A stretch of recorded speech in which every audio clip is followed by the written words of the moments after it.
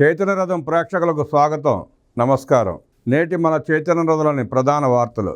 నా కుటుంబానికి భావోద్వేగభరితమైన రోజు. ఈరోజు నాకు, మా కుటుంబం మొత్తానికి ఎంతో భావోద్వేగభరితమైన రోజు. లక్షలాది ప్రజల హృదయాల్లో నిలిచి ఉన్న రాజధాని అమరావతిలో మా ఇంటికి నా తండ్రి చంద్రబాబు నాయుడు గారు భూమి పూజ చేస్తున్న దృశ్యాన్ని గొప్పగాను అమితమైన కృతజ్ఞతతో చూశాను. ఈ క్షణం ఇంటి నిర్మాణం ప్రారంభం కంటే చాలా ఎక్కువ. మన రాష్ట్ర భవిష్యత్తు కోసం నా తండ్రి ఊహించిన ప్రపంచ స్థాయి రాజధాని అమరావతి నగరంలో ఇల్లు కట్టుకోవడం నా కళ యొక్క పునర్జీవనం. నా తల్లి నారా భువనేశ్వరి, నా భార్య బ్రాహ్మణి, మా ప్రియమైన దేవాంశతో కలిసి ఈ పవిత్ర కార్యంలో భాగం కావడం భగవంతుడి ఆశీర్వాదం. ఇది మా ఇల్లు మాత్రమే కాదు, మా నిబద్ధతకు చిహ్నం. అమరావతిని విస్మరించలేదు. మహానగర పునర్నిర్మాణం మళ్ళీ మొదలైంది.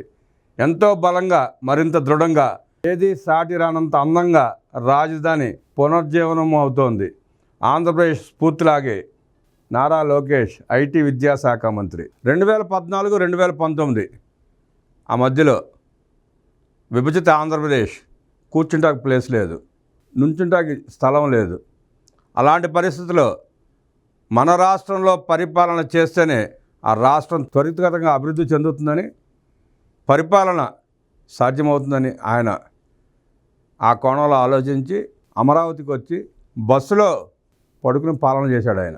ఆ పరిస్థితిలో అమరావతి రాజధాని అయితే ఆంధ్రప్రదేశ్ నడిబొడ్డున అందరికీ అందుబాటులో, అందరికీ వెసులుబాటుగా ఉంటున్న ఉద్దేశంతో అమరావతి ప్రాంతాన్ని రాజధాని చేయడానికి నిర్ణయం తీసుకున్నారు చంద్రబాబు నాయుడు గారు.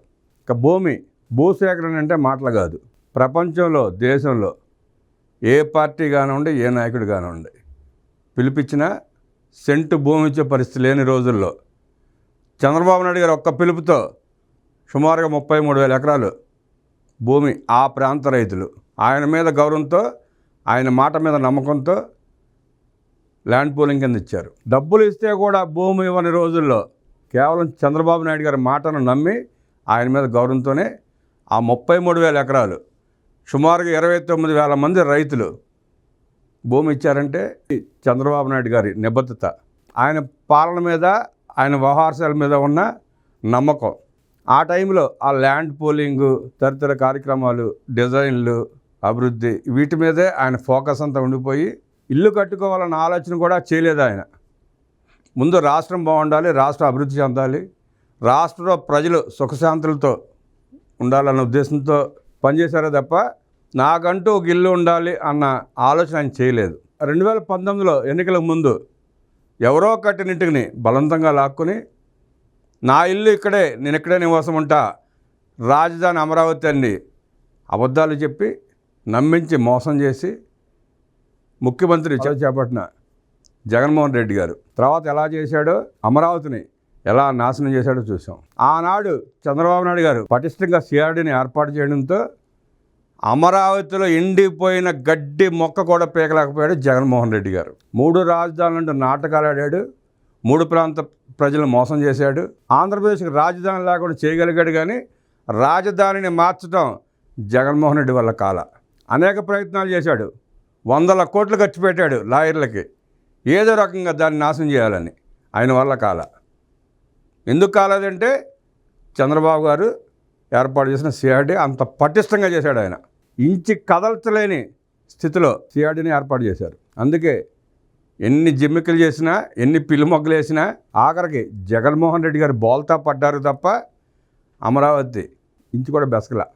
2024 ఎలక్షన్స్లో అఖండ మెజార్టీ సాధించిన కూటమి ప్రభుత్వం, చంద్రబాబు నాయుడు గారు ముఖ్యమంత్రి అయిన తర్వాత తన నమ్మిన ఆ 29 గ్రామాల ప్రజల మధ్యలోనే ఉండాలన్న కాంక్షతో, ఆ ప్రజల మధ్యలోనే నివాసం కట్టుకోవాలన్న దృఢ సంకల్పంతో ఆయన నిన్న తన సొంత ఇంటికి భూమి పూజ చేసుకున్నారు. ఏదైతే తనను నమ్మిన ఆ 29 గ్రామాల మధ్యలోనే, ఆ ప్రజల మధ్యలోనే నివాసం ఏర్పాటు చేసుకుని వారు తన పట్ల చూపించిన అభిమానాన్ని, ప్రేమని వాళ్ళకు తిరిగిచ్చే పందాలోనే ఆయన వారి మధ్యనే ఇల్లు కట్టుకోవాలన్న సంకల్పంతో భూమి పూజ చేసుకున్నారు. నిర్మాణం ప్రారంభం కాబోతోంది.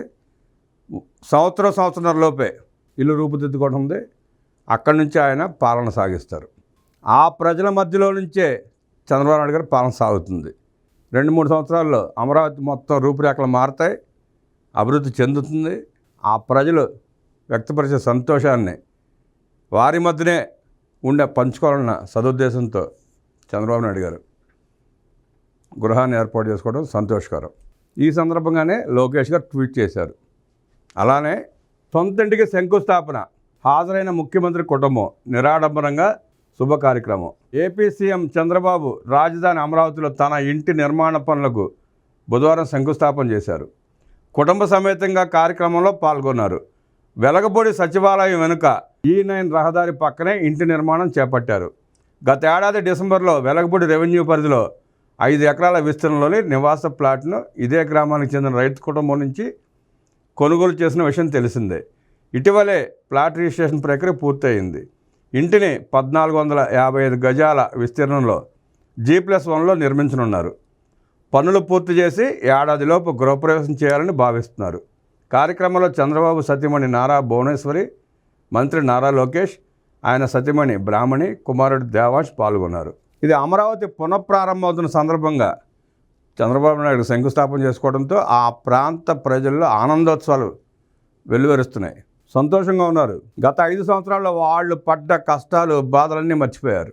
గత పాలకుడి ప్రవర్తన ఎలా ఉందో చూసాం. ఎంత కర్కశంగా, ఎంత దారుణంగా ఆ రైతుల పట్ల వ్యవహరించాడో చూసాం. తిరుపతి వెళతా ఉంటే అన్నం తినే భాగ్యాన్ని కూడా నోచుకోనివ్వలేదు.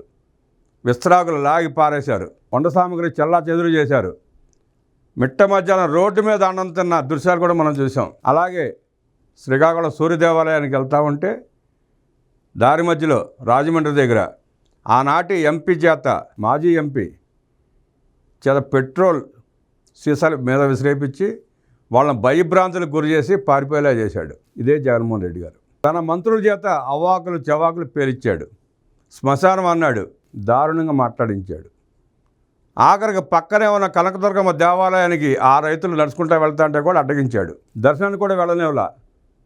కిరాయి పోలీసుల చేత ఎలా తన్నించాడో చూసాం ఆ మహిళా రైతుల్ని. సుమారుగా 200 మంది రైతులు ఆ మనోవేదనకు గురై జగన్మోహన్ రెడ్డి దాష్టికాన్ని తట్టుకోలేక మరణించిన తీరు చూసాం. శాంతియుతంగా సుమారుగా 3000 రోజుల పైన వాళ్ళు దీక్షలు చేశారు. వాళ్ళ ఉసురు తగిలి, వాళ్ళ పాపం తగిలి, వాళ్ళని హింసించిన తీరుని కనకదుర్గమ్మ క్షమించలేదు. ఆ పక్కన ఉన్న పానకాల స్వామి, నరసింహస్వామి కూడా జగన్ రెడ్డి క్షమించలా. ఎంత దారుణంగా ఓడించారో చూసాం. రైతుల పట్ల దైవబలం ఉంటే జగన్మోహన్ రెడ్డి పక్కన శకునం ఉంది. అంతిమ తీర్పు ప్రజలదే, అంతిమ విజయం అమరావతి రైతులదే. ఈ సందర్భంగా ఆ రైతులకు మనందరం, రాష్ట్రం అంతా రుణపడి ఉంది.